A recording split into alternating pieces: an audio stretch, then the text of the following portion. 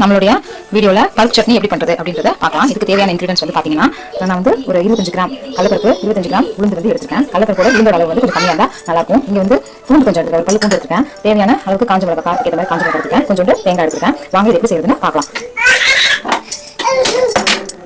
இப்போ case on பண்ணிக்கலாம். On பண்ணிட்டு இந்த கடாயில தேவையான அளவு நல்லெண்ணெய் ஊற்றிக்கலாம். இந்த மாதிரி சட்னிக்கெலாம் நல்லெண்ணெய் செய்யறது ரொம்ப நல்லாயிருக்கும். நல்லெண்ணெய் ஊற்றிக்கிறேன், 2 டேபிள் ஸ்பூன் நல்லெண்ணெய் ஊற்றிக்கிறேன். இப்போ இதில் பூண்டு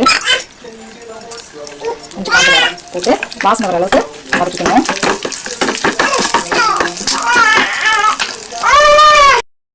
நல்லா வதங்கிட்டு இருக்கு. லேசாக வாசனை வர அளவுக்கும் நிறம் மாற அளவுக்கு மட்டும் இதை வந்து வதக்கிக்கணும்.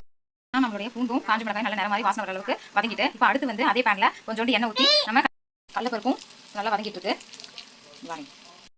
நம்மளுடைய கடலைப்பருப்பும் உளுந்து பருப்பும் நேரம் மாற அளவுக்கு நம்ம வதக்கிக்கணும்.